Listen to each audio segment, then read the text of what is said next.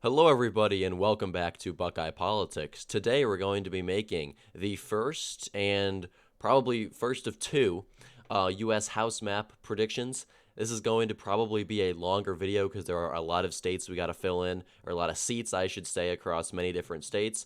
So let's get right into it. So first of all, I want to just preface that this is a very early prediction. There's a lot of races we just don't know a lot about. We haven't seen a lot of polling. A lot of this also depends on other factors like how well Trump and Kamala do across each of these states. So this is kind of going to be an early look, even though we're less than a month away. A lot of these seats, it's still sort of up in the air. We're also only going to be looking at the truly competitive seats.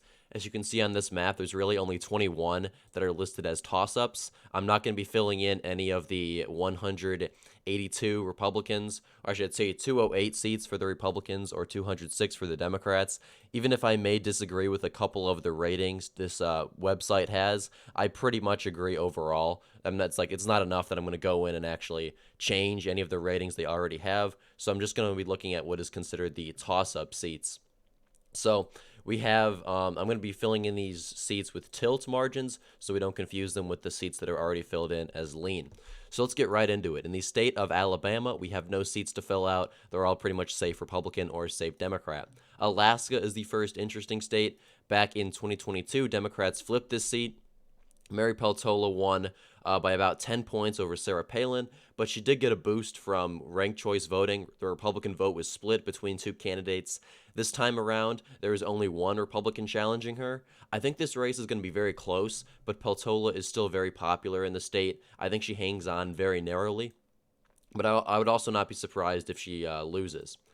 In the state of Arizona, we have two seats. Arizona's first and Arizona's sixth. In the first, that was a state that a seat. If we come over here and look on the map very quickly, David Schweikart, the incumbent Republican, he won by less than a point, about 3,000 votes in 2022. He outperformed Trump in that seat by about 2 points.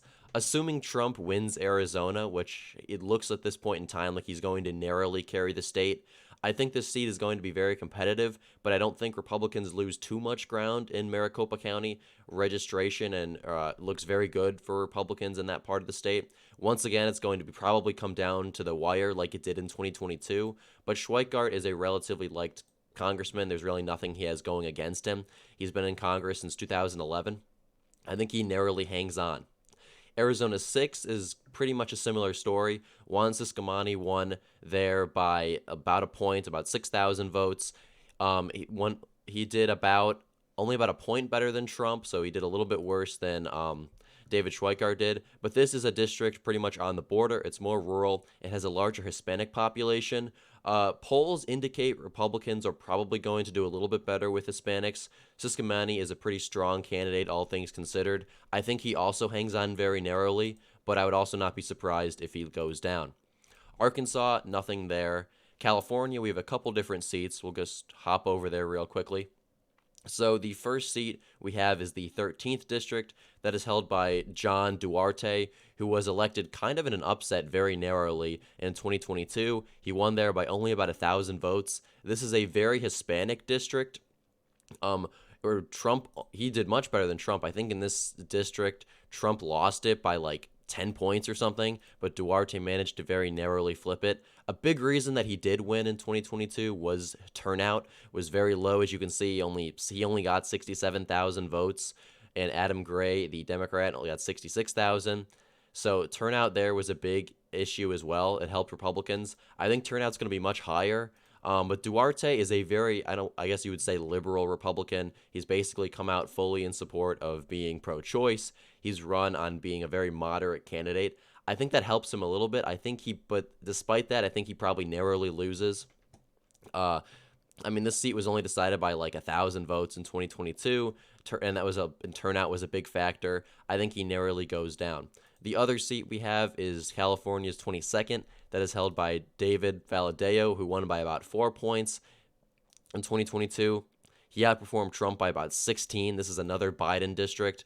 Valadao appears to be relatively popular. He has a lot of support. He won, like I said, overwhelmingly, despite being in a heavily Biden seat. I think he probably narrowly hangs on, just kind of going by, just kind of based on vibes, not a whole lot of like actual substance there. But he did win in 2022 with Biden on the ballot. He won in 2020. I mean, he won in 2020 with Biden on the ballot. He won in 2022. I really see no reason he would go down now. California's 27th. That is held by Mike Garcia. It's kind of in like the suburban Los Angeles area. He won there by about 6 points. This is also a district that voted for Biden that Republicans heavily overperformed in. I think you may see a similar story. I think it's going to be much closer than it was. I do not think he's going to win by 6 points like he did, especially because he's going up against a much stronger candidate. But I do think Mike Garcia very narrowly hangs on. California's 41st district. This is another seat that Republicans won that is, I believe, maybe it's not a Biden district actually, but it's very competitive either way. Ken Calvert has been in this seat since 1993. I see no reason he would lose now. He's going to hang on very narrowly. And then I probably have to zoom in here. We can come down and look. Michelle Steele, this is a district that Democrats won by about 6 points in the presidential election. She won it by about 5. She seems to be relatively popular. I think she also hangs on very narrowly. We'll go to Colorado. There's only one seat we have to look at, and that is Colorado's 8th. There was a poll that came out of here that has the Republican challenger. What's his name? Let's go look real quick. Gabe Evans. He's a pretty strong candidate, and like I said, there was a poll out of this district a couple days ago that had him winning.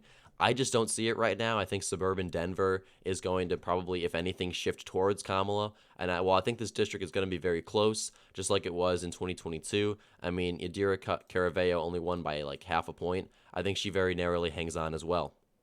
Connecticut, nothing there. Delaware, nothing there. Georgia, nothing there. Florida, nothing there. Hawaii, I know there's nothing there. Idaho, nothing there. Illinois, I mean, this is a district, Illinois 17th. Maybe you could make an argument it's much closer. If Republicans have a good night, maybe they flip it, but I pretty much agree with what they have there. Iowa, there's only one seat, and that is Iowa's 3rd. Republicans flipped it in 2022 very narrowly. Zach Nunn has been a pretty under-the-radar congressman. Trump is probably going to win Iowa by about 10. I really see no reason he loses at all. I think he probably hangs on. Because once again, I don't even know if Democrats are really contesting this seat, in all honesty. We can go to Kansas, nothing there. Pretty much everything's already decided. Nothing in Kentucky, nothing in Louisiana. Maine, this is a very interesting race. Maine's 2nd district is held by Jared Golden. He's been there since 2019. This is a seat that voted for Trump both in 2016 and 2020 by a pretty sizable margin. Trump won it by about 6 points in 2020, but it has a Democratic congressman, and Jared Golden is one of the Democrats you could actually say is very moderate. He has, however, kind of moved to the left, especially on guns after there was a shooting up in Bangor. So there's been a lot of debate about how he could go down. There was a poll that had him losing because he has a very strong challenger in Austin Thayeralt. He is a state House member who won by a huge margin in 2022, overperformed expectations pretty much everywhere.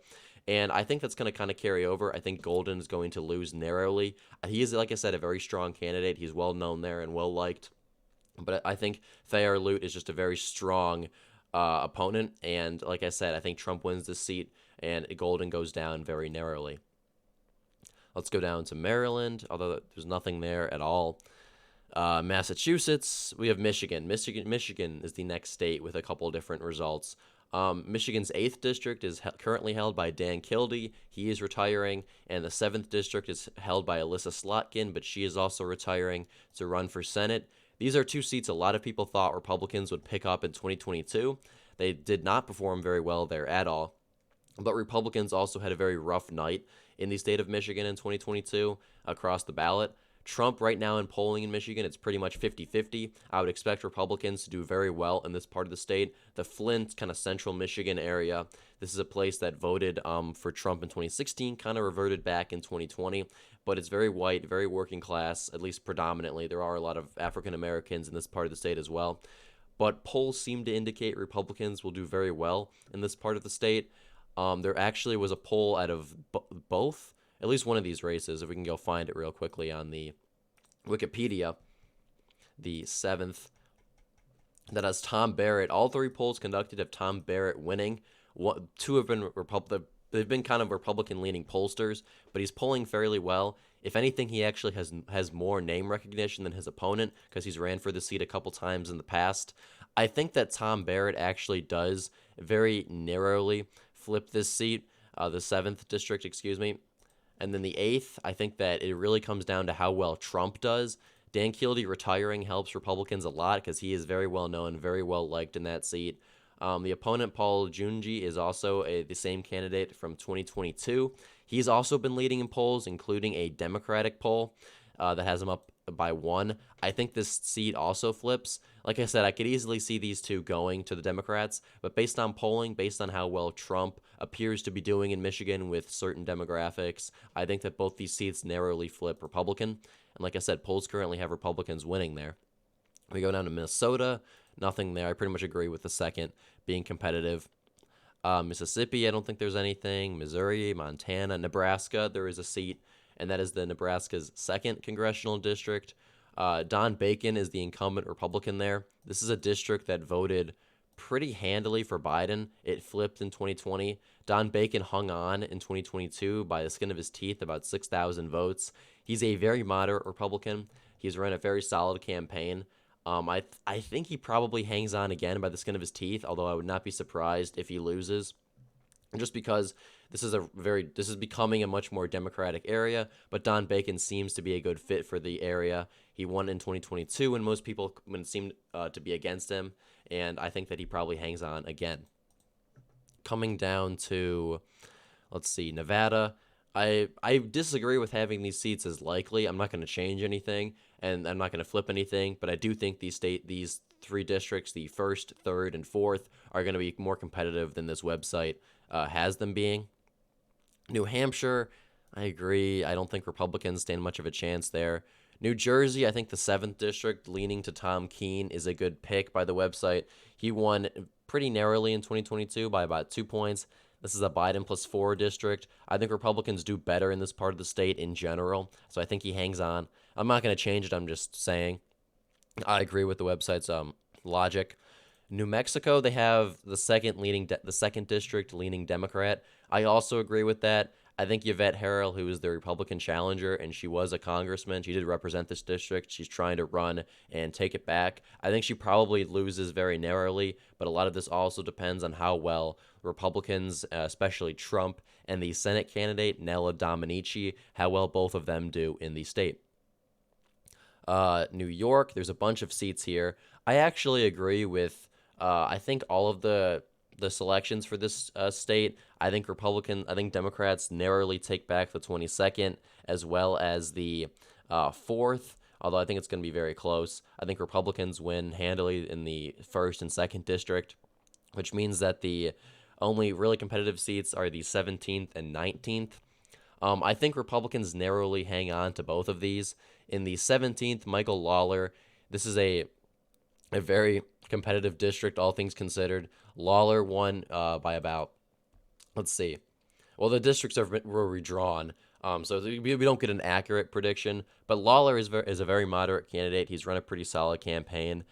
Democrats also there's also a third party in this district, the Working Families Party, that has a left-leaning candidate in this district as well that might take votes from Democrats in a very competitive race like it's shaking out to being. I think Republicans probably narrowly win that seat, just because of vote splitting, if anything. I also think Trump does slightly better in the New York area as well. And like I said, Lawler's a pretty moderate candidate. He's run a pretty solid campaign.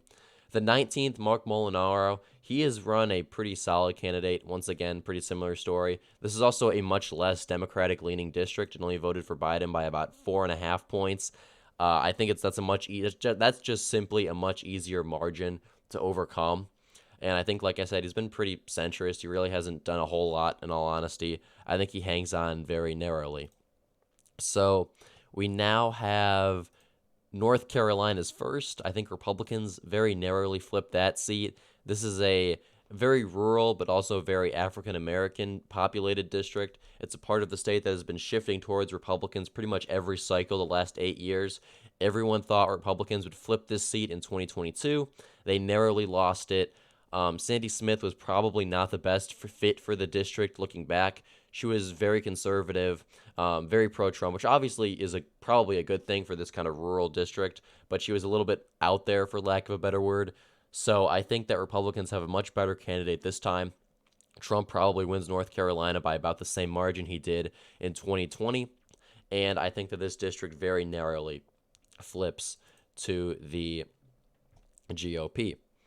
If we go back to where else is there? North Dakota, there's nothing. Ohio, I agree with both of these. I think Marcy Kaptur is going to hold this seat pretty much until she either retires or dies in office. She's very well liked in the state in this district. She beat Majewski handily, although some of that was just because of different factors that went on in that race. Majewski did not run the best campaign, so I think this district will be closer, but I still think she wins pretty handily.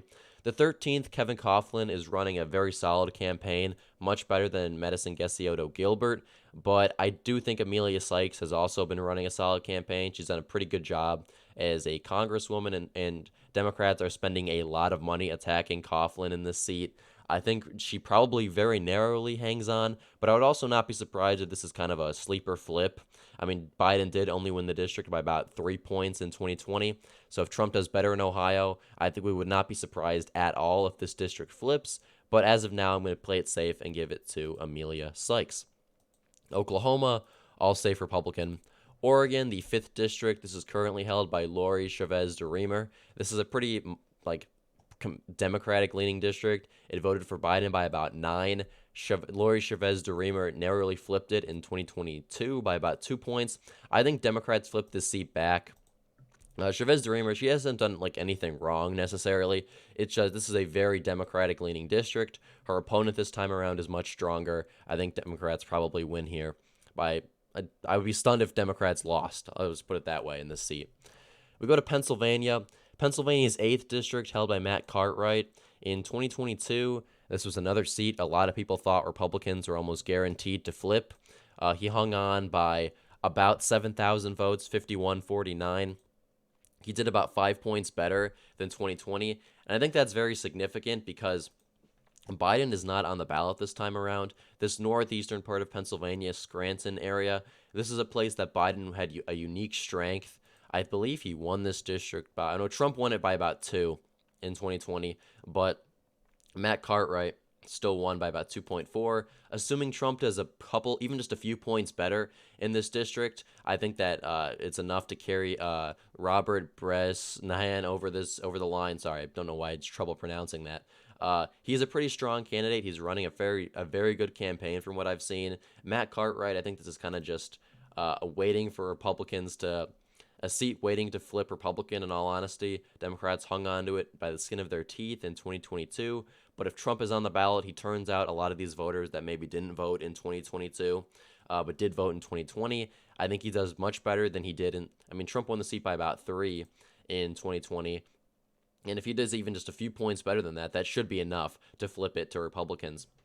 The 7th district, I think, is a much more difficult task. Susan Wild, I think, is a slightly stronger candidate. It's also a much more Democratic-leaning district. I would not be surprised if Republicans flip this and if Trump actually won this district, but I do think she's outperformed relatively decently enough to narrowly hang on in the 7th district. Susan Wild, I think there was actually a poll that also had her leading in that district recently, so that's kind of another sign that says, okay, maybe that one won't flip. I don't think there's anything in any of these states. Maybe Virginia. Nope, I pretty much agree with that. We'll go zoom out, actually. I think the only seat left is in Washington, but I don't want to miss anything. And I believe I am correct. Yeah, the only seat we have to fill out is in Washington. Sorry, I just want to double check that we didn't miss anything. So in Washington, the 3rd district, this is a district that voted for Donald Trump by about 4 points in 2020. Marie Perez narrowly flipped it in 2022 by about 0.8. There are a lot of weird dynamics to this race. Republicans actually primaried the incumbent, and they put up Joe Kent because the incumbent, Jamie Herrera Butler, she actually voted to impeach Trump. So there are a lot of dynamics in the primary. Republican vote was split, and then Joe Kent did not have a lot of time to win back those voters. And Marie Perez did run as a pretty moderate candidate. I believe if we zoom out, this district shifted by a couple of points to the Yeah, shifted by about 5 points to the left. I think Trump probably wins this district by about the same margin he did in 2020 by about 4.2. Joe Kent is running a much better campaign. The Republican vote was not split in the primary nearly as much. He's gotten the support of the Washington GOP and some other like right-wing conservative groups that he did not have in 2022. And he is doing a fairly good job attacking Marie Perez for not being the moderate she ran as being.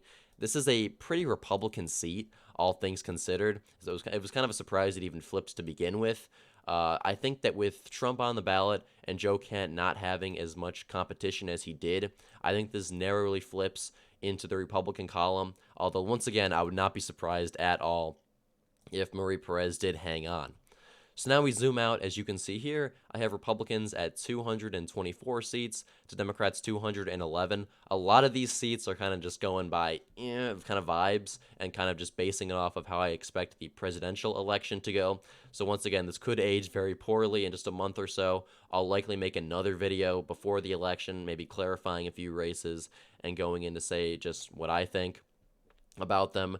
But once again, if you look at 2020, House Republicans did much better than anyone anticipated with Trump on the ballot. I think there's a chance that could happen again, so that could maybe help Republicans in a few seats here that I have them winning. And that's kind of a reason I have some of these seats flipping. So if that doesn't happen, then obviously this could be horribly wrong.